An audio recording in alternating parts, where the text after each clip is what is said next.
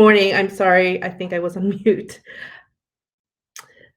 In honor of Mental Health Awareness Month, welcome to the 2021 Tools to Thrive Mental Health Conference hosted by El Centro de Amistad.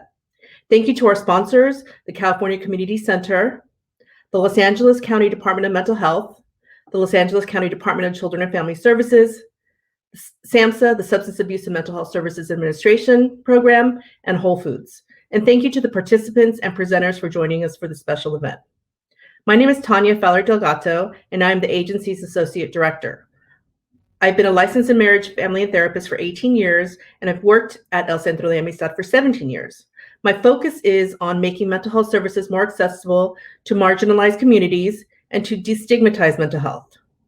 At El Centro de Amistad, we provide a comprehensive range of culturally competent and sensitive mental health and social services for our consumers aged birth to 64 years of age in the greater San Fernando Valley, the Los Angeles County, and the surrounding communities. El Centro de Amistad provides services to underserved populations, primarily focusing on Latinx consumers. 70% of our consumers are Latinx. We provide individual, family, and group therapy, parenting classes, counseling, medication support, case management, employment services, assessments for children who have been removed from their homes, and for children to be placed in relative home caregivers' homes, family preservation services, mental health consultation and training for infants and early childhood, free legal services, and peer support. The staff at El Centro de Amistad are passionate individuals that dedicate their time and expertise to serving at-risk individuals and families impacted with mental health issues. As we navigate through these trying times, El Centro de Amistad is committed to serving the community. Thus, we have developed our first ever virtual conference that you will be attending today to address issues that impact so many of our consumers. Today, our presenters will be speaking about childhood trauma, adolescent suicidality, and bipolar disorder. Our first presenter, Alejandra Trujillo, is a licensed marriage and family therapist and infant, child, and trauma specialist. Alejandra was born and raised in Mexico City. She studied at the Universidad Nacional Autónoma de Mexico and earned her license as a psychologist in 2004 in Mexico. For her dissertation, she developed a manualized treatment to help children suffering from depression. Ms. Trujillo worked as a school psychologist and in private practice in Mexico, focusing on helping adults and children struggling with depression, anxiety, chronic stress, and trauma. In 2008, she moved to the United States and attended graduate school at the California State University, Northridge. She graduated in 2011 with a master's degree in marriage and family therapy. Alejandra is passionate about helping young children, families, and adults. She has extensive experience and training in evidence-based practice. She currently works as a clinical supervisor, consultant, and trainer, and is in private practice. Please provide a warm welcome to Alejandra Trujillo as she presents on the topic of enhancing children's capacity from healing from trauma, tools to promote change. Welcome, Alejandra. Thank you very much. Thank you for having me over and inviting me to participate in today's event. I feel very honored. So let's begin this presentation with a deep breath. I'm going to ask you to take a deep breath, but when you let the air out, make sure it comes out very slowly, nice and slowly. Let's do it together.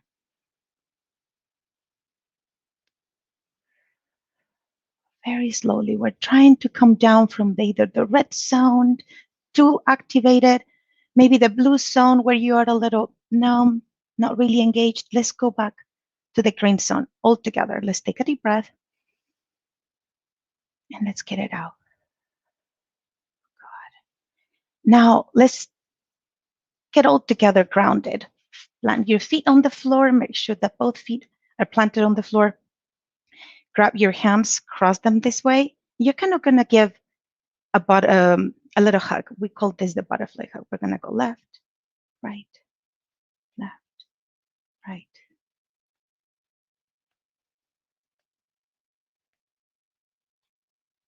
Do it with me. Good. Take a deep breath. Let it out. The butterfly hug helps us feel grounded and comes down the amygdala, the part of your brain that is in charge of your emotions. Now, let's get activated and ready to rock and roll this event. The next exercise we're going to do is something that comes from yoga. You do not need to stand up, but it helps us become activated and comes down also the amygdala. So we're going to raise our hands as we inhale, and then we're going to exhale. And let's do it one more time. And one more time. There's no way to get these wrong. Okay, let's begin. I'm going to share my screen here with everyone. Let me share my screen. 1 second. Cool stuff about technology. Here we go.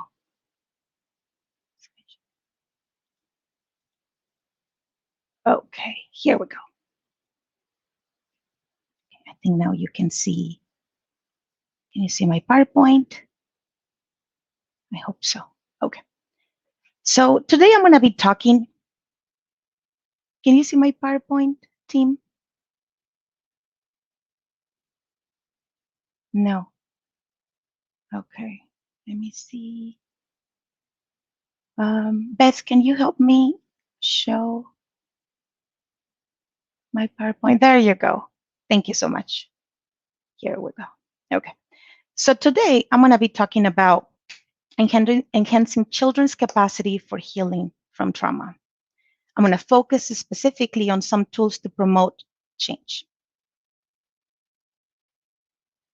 Okay. So after we've done an assessment, meeting families, meeting children, there's 3 main phases in trauma treatment. First phase, stabilization phase. It's all about regulation, calming down the nervous system, which has been sensitized to trauma. Most of the children that we work with do not come with one single incident. They come with a long history of trauma. The next phase is the working phase. We call it reprocessing. We reprocess the traumatic event.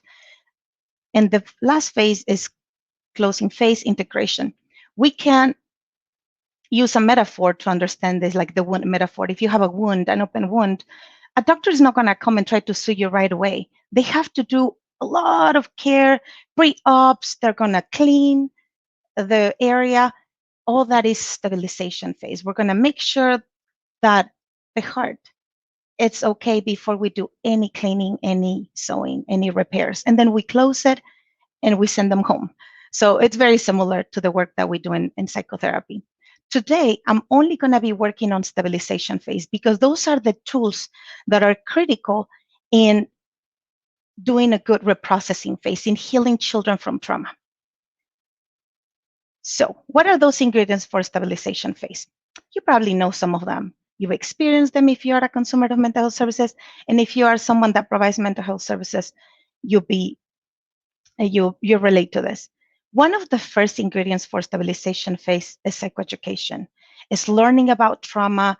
Why is that I'm feeling this way? But one of the tools that I find the most useful is explaining triune brain. Triune brain is, in basic words, explaining how the brain works, the architecture of the brain. And I don't use complicated words. I like to use very simple words.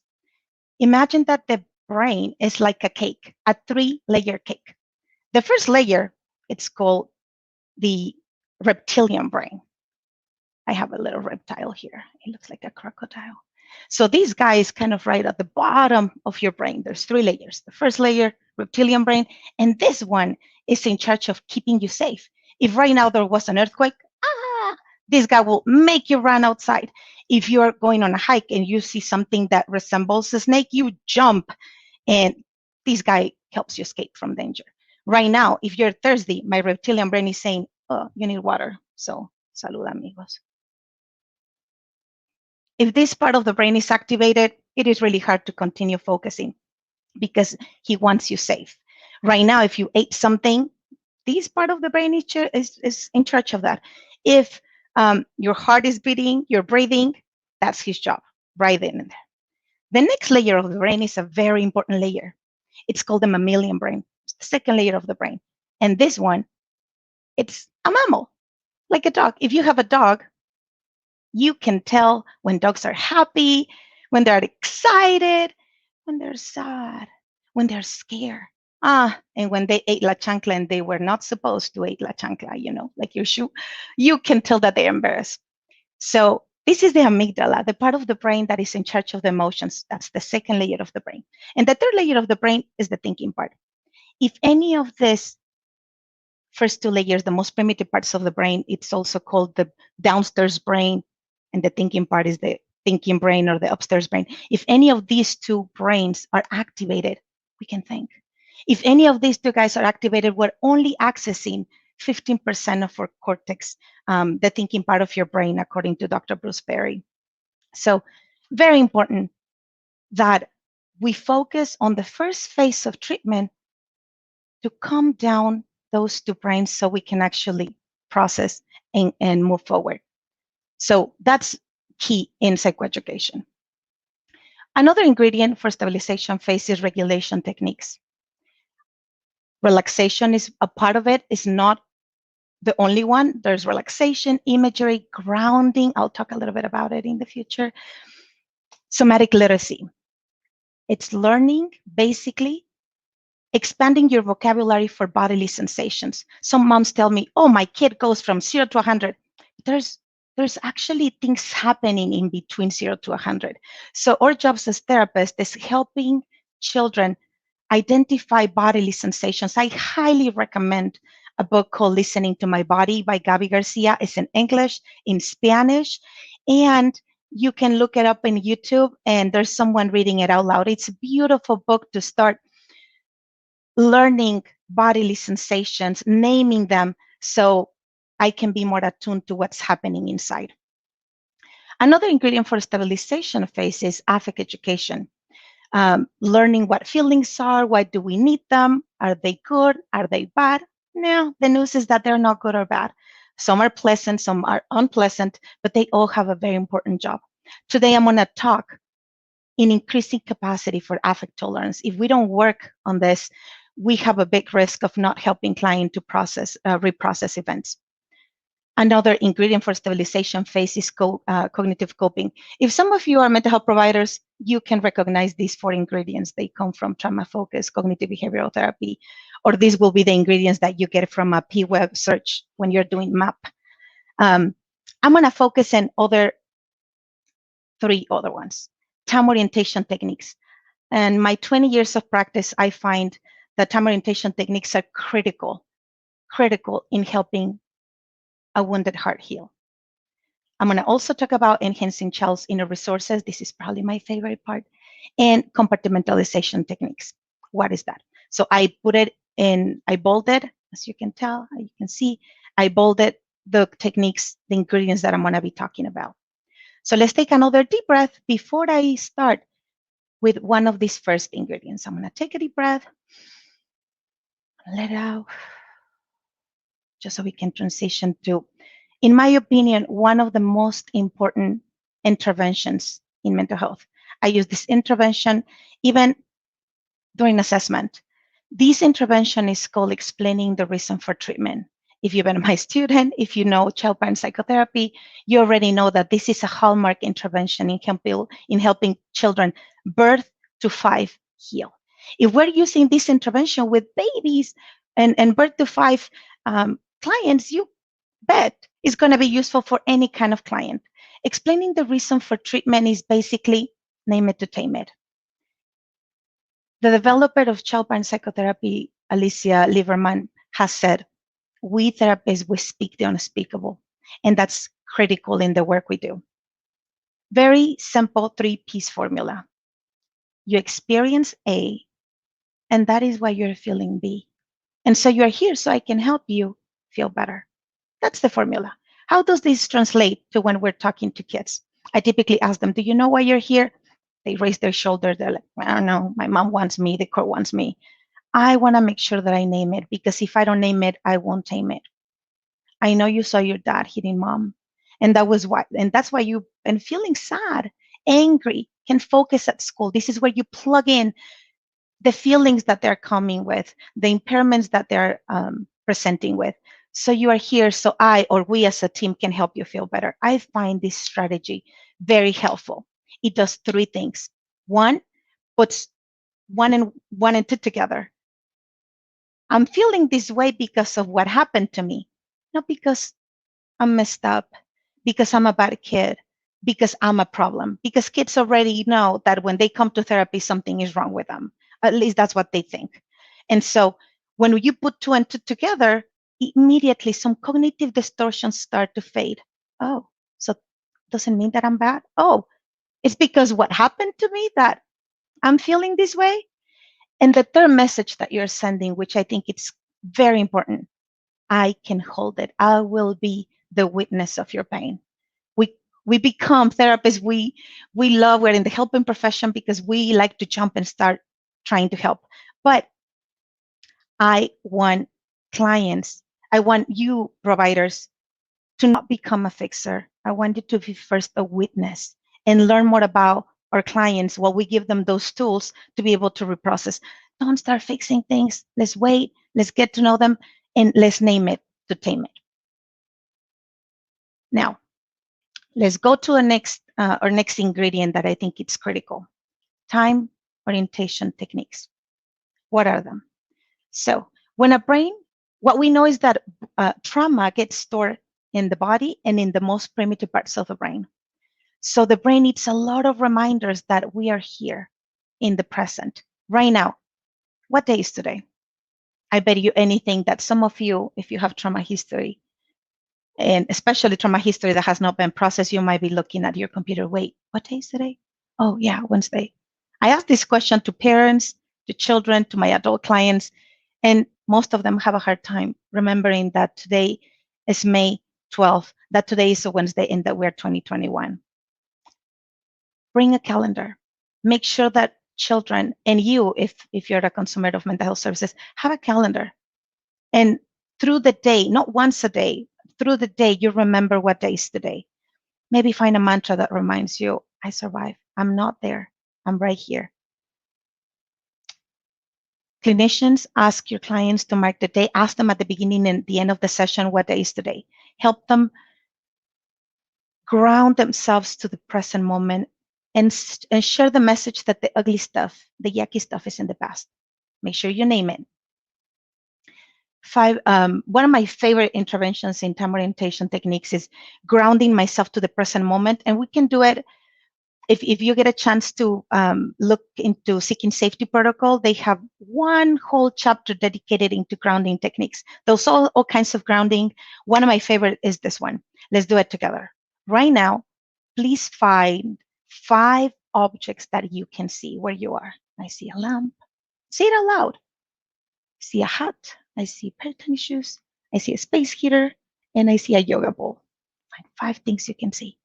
Now find 4 things you can touch and go ahead and touch them. I have a pen, have different things that I can touch. Good. Let's find 3 things. I'm going to be really quiet for a moment. Let's find 3 things we can hear.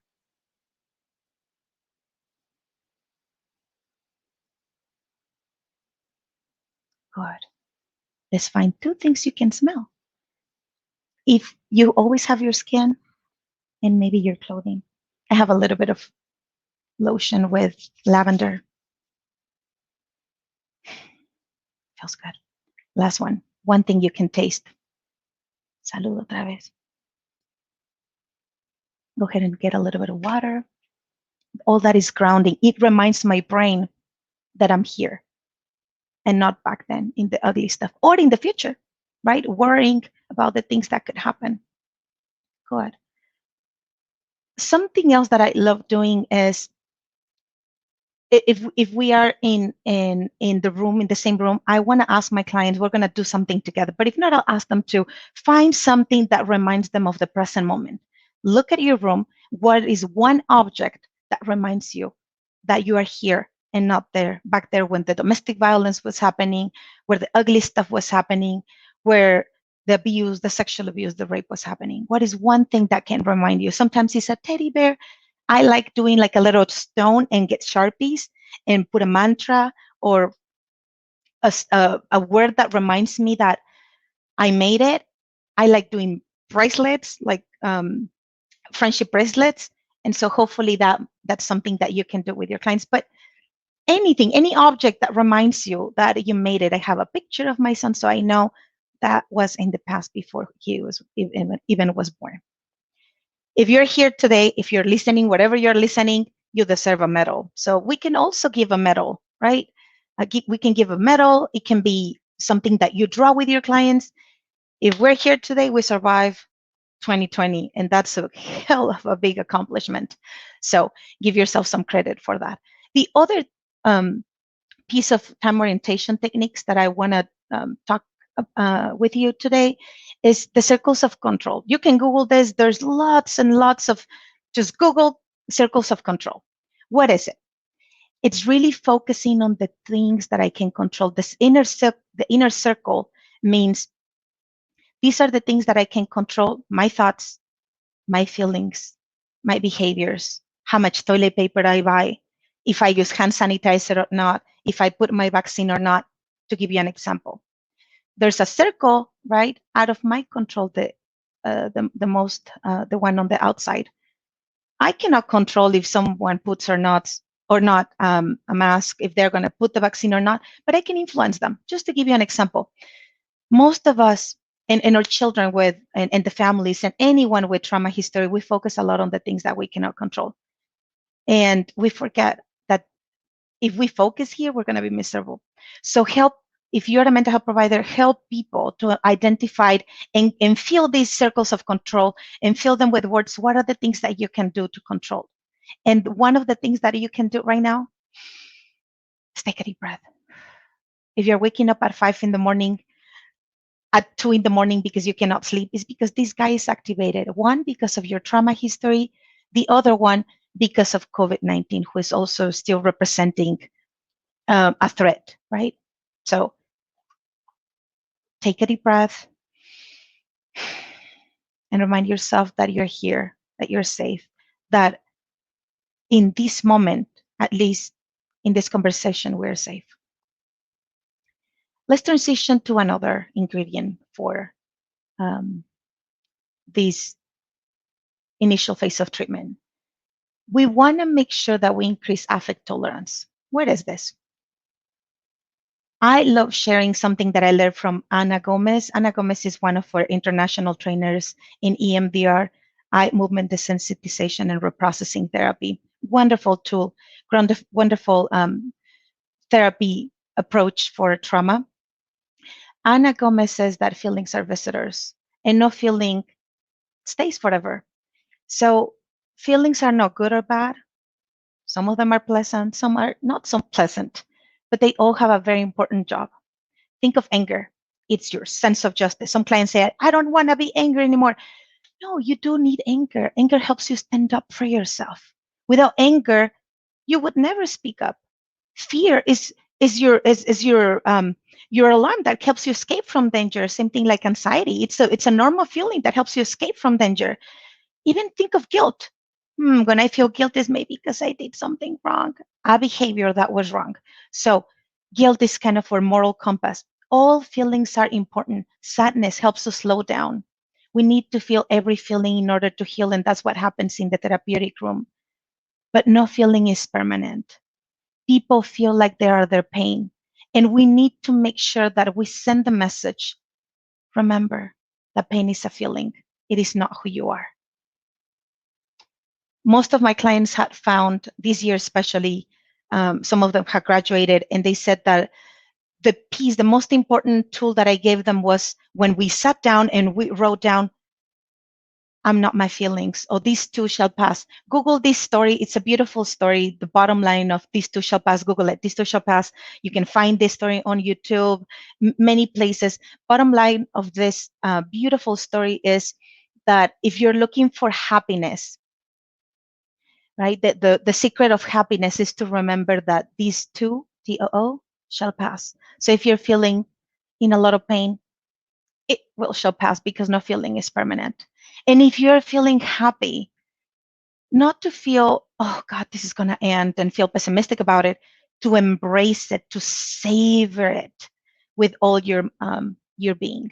So increasing affect tolerance is important. Remember, if you learn something from it today, just remember, no feeling is permanent. Write it down. Write it down and put it somewhere where you can see it. I like having like little post-its, and I put them in places. As we transition to the next ingredient for stabilization phase, I want you to look at something beautiful in the room where you are. Look at something beautiful. I want to open the window. Ah, I can see a beautiful tree. The intentionality of looking at something beautiful comes down a brain, and it puts us again back in the green zone, and that's what we want. Strengthening clients' inner resources. This is probably one of my favorite techniques, and I do this with clients often. I don't know if you've seen totems. This is a totem pole. Native Americans believe that everyone is connected to a different animals that accompany them through life. Which ones do you have? Go inside and see if you can find 3 spirit animals that you have. Write them down. You can draw them. Like this looks like a deer, a dog, and a cat, and a chicken, I think. I'm going to show you mine. These are fun. I have a cheetah. Oh, I drew them differently. They represent they look like matryoshka dolls, the nesting dolls, like the Russian dolls that come one inside of the other. It's another idea. Some kids like the totem. Some kids like the idea of the Russian dolls. Mine looks like a Russian doll, and I got the idea from Amazon. I think they sell this kind of, you Google matryoshka or nesting animals, and I kind of copy them. So mine is for sure a cheetah, because I love running. If you know me, if you've been my student, if you've been in my trainings in the past, I love running. So I have that inner spirit, inner strength in me. I love elephants. Elephants are smart. Elephants are caring. Elephants walking in herds, and no one is left behind. And I truly believe about that you never leave the little one, and you take care of the older one. So we're all together, and that's what elephants do. The other one that I've been focusing on these days is finding my inner peace. And pandas, my son loves Kung Fu Panda, so he's finding his chi and ideas to be more grounded. And I've noticed that when I'm grounded, I'm more present, ready to learn, more engaged. And I want to transmit that to the people that I work with, my clients, my students. Ana Gomez loves doing my team of companions. So you can have lots of companions right before you go into the reprocessing phase of treatment. Find your superhero. Kids like superheroes. If you were to ask my son, what's your inner superpower or your inner hero, he would say Spider-Man. Oh my goodness, that little boy loves Spider-Man. And if I could help him connect with that Spider-Man, he'll feel really strong inside. Maybe a wise figure. It can be a Buddha, it can be animals, it can be an angel. Some of our, as Tanya said, most of our, the population that we work with are Hispanic. Not all Hispanic are Catholic, but some of my clients love picturing the Virgencita de Guadalupe holding them, a mama bear. We can use attachment figures to help kids feel really strong. Now, let me give you a secret. There's a secret, it's not really a secret. If you evoke with all your senses, your spirit animals, evoke your spirit animals, or a nurturing figure, a protective figure, a wise figure, a moment in which you felt strong, a moment where you were brave, patient, smart, joyful, powerful. This morning I needed like a lot of energy to be able to present with confidence.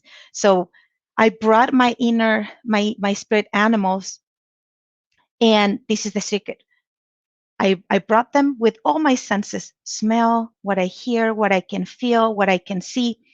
And once the sensation was really strong, pleasant, if the feeling is pleasant, and 2, it felt good in my body, you can add 10 to 12 taps. Write it down.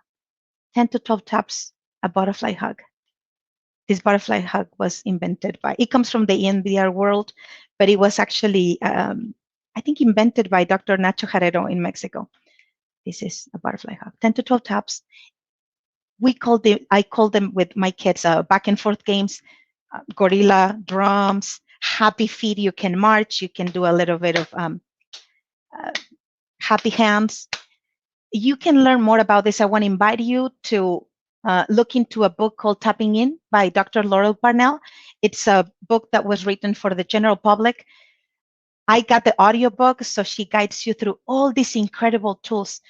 Tapping in resources, in inner resources, it's part of the stabilization phase of EMDR, one of the most powerful um,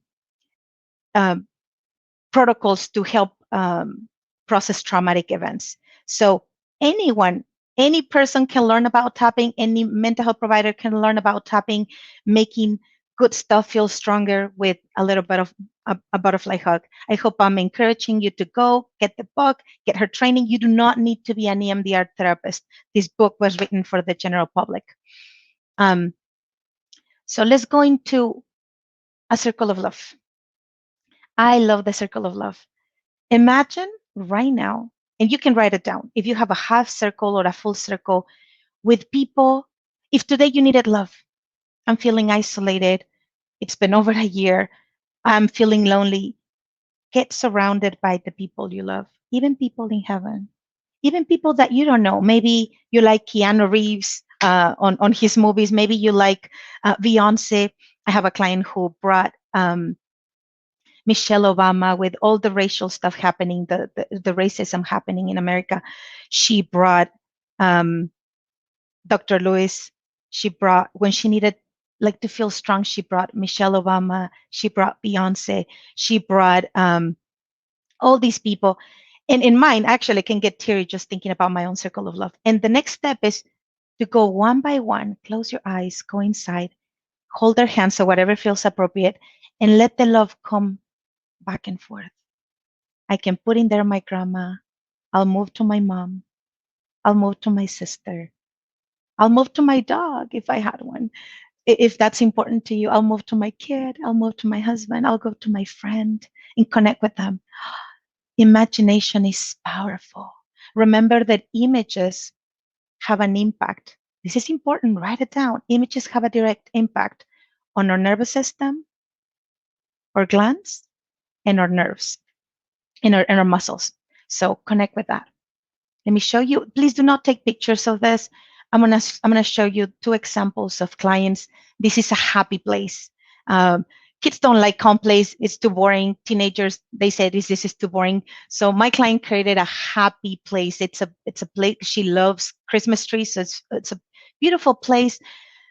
And again, when I'm asking client to connect with this place, she's bringing the smells of s'mores. They're cooking s'mores here.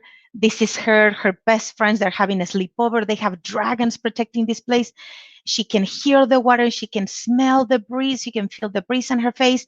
When we connect with these resources, again, if the motion feels pleasant, if the body feels pleasant, we add a butterfly hug.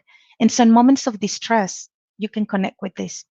Yes, of course, any of these techniques really solve problems or solve trauma, but they start rewiring your brain to feel strong enough to bear the trauma processing. This is another example. Please do not take pictures of this. We have a dog. These are her spirit animals. A dog because she's brave, a butterfly because she loves the wind, an owl because they are very wise. A pig, I don't know if you know this, she told me that in the Bahamas, there's pigs in the ocean. So she connected with a pig because she likes the ocean. And pink, a turtle, because when she feels scared, she can go inside and get protected. A lion, because she protects her sister who has Asperger's syndrome and she's going to stand up to protect her. Violence is, anger is okay, violence is not. She's learned that. Octopus, because they're really smart. A bat, because she enjoys the night. And a roly-poly, because she loves the dirt. So I want to encourage you to find your spirit animals and help the people that you work with. It's a really fun technique tool. So to end, let's take one more deep breath as we're ending this presentation.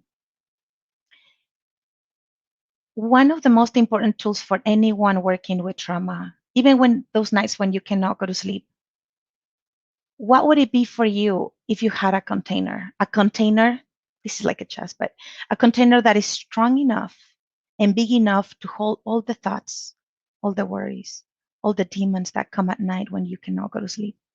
Imagine what kind of material it would be. Make sure it has a two-way, so you can open and close, and only you have the magic to open it. Mine is a cave in Mexico. It's a giant cave, and it has a giant rock that I can move with my superpowers. Imagination is powerful. And whenever I have difficulties, I open the cave, put them there, and close it. 100% of my clients have said that after developing a container, putting things away, there's a sense of like, oh, this feels good. I wish we had a little extra time so I could create containers for all of you here. Think about it. Create your container out of that special material that no one can open. Now, kids are like super smart these days. They say their containers look like bolts, like the ones at casinos in Vegas, or a special cube in space protected by Thor with a giant hammer, and the cube sucks in things. And then clients have put fingerprint, voice recognition, eye retina. I could not come up with those things. So at the end of every session, on those nights when you cannot sleep, on those days that you need to focus and you cannot even write notes, come up with your container. Put it in there, lock it, put it away. If it works, 10 to 12, no more than that, 10 to 12 taps. Because tapping in comes down the mammalian brain, and one, the part of your brain in charge of your emotions. And number two, it cements the skills. It rewires, literally, physically rewires the brain.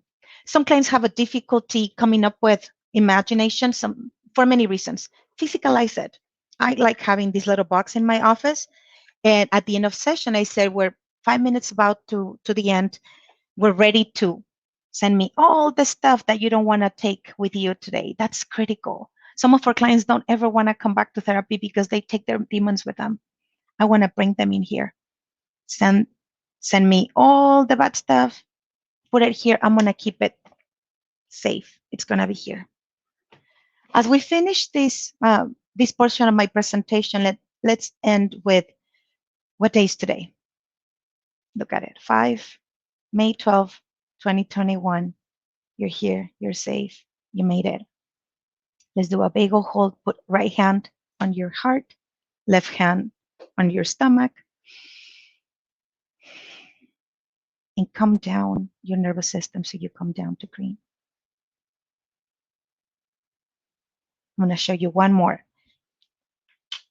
I'm going to cross my hands this way, and I'm going to massage. There's there's a bone here right above my eyebrows. I'm going to sweep my eyebrows from center to the temples with some good pressure. See, look at me first. Then you go behind the ears, the neck, the shoulders, the arms, the elbows, and the front of the hand.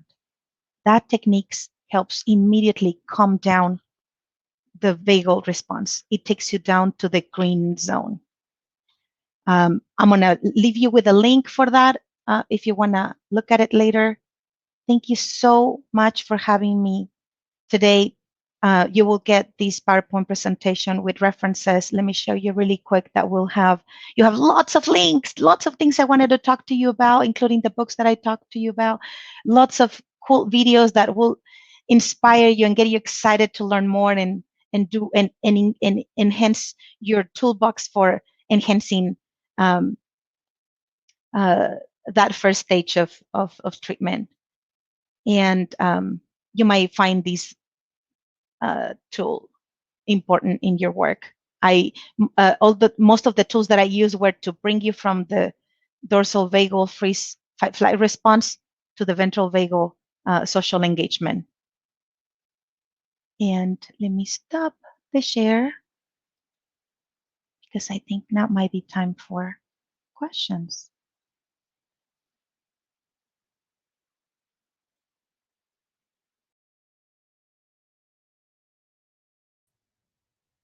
Thank you so much, Alejandra. Gracias para todo, por todo. You did a wonderful job, and I know there's so many more hours you can speak about this subject. So I'd like to welcome my esteemed colleague and program director, Sarah Pineda. She will be moderating this conference. Ms. Pineda is a licensed marriage and family therapist and has worked at El Centro de Amistad for 12 years. She's our program director currently for the Child and Family Service programs and our CalWorks program. Prior to joining the ECDA team, Ms. Pineda served as Director of Admissions at Pacific Youth Services for nearly 7 years. This program provided residential inpatient services to adolescent boys aged 12 to 18 who were under the supervision of the probation department or the Department of Child and Family Services. Sarah is an incredible mental health therapist and mentor. She is accredited and certified in several evidence-based practices as a trainer for DCFS RFA parenting training and is a domestic violence advocate. She holds a bachelor's degree from California State University Northridge and a master's degree from Phillips Graduate Institute, where she was a member of the Alpha Epsilon Lambda National Honor Society. Please welcome us in introducing Sarah. We'll have about 5 minutes for questions with Alejandra. Thank you, Sarah and Alejandra. Good morning. Buenos días. Gracias, Alejandra. Thank you so much. Wonderful presentation. You know, I know it was directed towards children, but definitely helped us out and grounded us this morning, especially some of us that are here presenting today. So thank you so much for that. As far as questions, I'm looking to see if anybody has any questions on our chat. I don't see any, but I do have one for you. You know, as clinicians, we sometimes think about sometimes the outlier. When you're talking about grounding techniques, sometimes we have situations where we have children or even adults that might be not too keen about the sensory part of what you're offering in your presentation. How do we know when a client is disassociating? Oh, that's a big question. It requires a lot of that. Let me see. Well, one of the most noticeable symptoms is that they may look away. Like they might not be there, right? They're dissociating. And let me be clear with this one. Dissociation has helped them survive. And that's important that we don't over-pathologize dissociation, because dissociating helped them survive when they were experiencing the big trauma. Ana Gomez uses, she loves metaphors, and I love metaphors and analogies. And dissociating is a defense. So if you lived in the North Pole, you needed a heavy jacket, boots, gloves, scarf, but now you are in California and it's 90 degrees outside. We need to learn, right? You're going to be really uncomfortable if you keep that jacket on. So our job as therapists is little by little, help them not get rid of the jacket, but learn how to put different ones depending on the weather. So orientation, time orientation techniques will be really useful for dissociation. And a little bit of psychoeducation. There's a wonderful book by Ana Gomez that explains dissociation for children. I cannot recall, but if you Google Ana Gomez and her books, there's one specifically it's all colors of me, if I believe. It really helps explain children what is happening to you, and almost honoring that it helped you survive in a way. Thank you so much for that. You know, that's something that, as I was listening to your presentation, you know, I'm sure I was wondering how, you know, that's something that some of our clinicians or even, you know, anybody that works with children might be thinking. It's children are a little bit more difficult to engage sometimes. So thank you for that. I'm looking to see if anybody else has any questions, but I have another one for you. You talked about affect tolerance. And how is that different from affect regulation? Affect tolerance, affect regulation. They go hand in hand. So one is learning, expanding the and therapists were really good at that, like name feelings, identifying different feelings. Kids who've been especially exposed to, they've been abused, they might misread cues. Like if you're like right now, the way you are, you look serious, but they might think you're angry. Right. And so we can show, and now with actually doing work on online, I've been asking clients, find me I show them some images from on share screen on Zoom, and I ask them, what do you think this guy is feeling? What do you think she's feeling? And we'll learn about identifying properly, but naming feelings, but especially learning that every feeling has a purpose. They're not bad. They might not be so pleasant, but they're not bad or good. They just are, and they have a purpose. So learning about feelings, but also learning to tolerate them. We could have like a whole hour, With a that. whole semester talk about different tools to, like, as if you were opening a door, how much do you want to, using Ana Gomez uses measuring cups from the kitchen. How much do you want to talk about sadness today? The little one, the big one, the small one, things that you may have at home. Opening a door, how much do you want to see sadness today? A little bit, a lot. Well, thank you for that. I think we have to welcome our next presenter, but thank you so much, Alejandra. It was wonderful to hear your presentation. Thank you so much. Thank you so much for having me.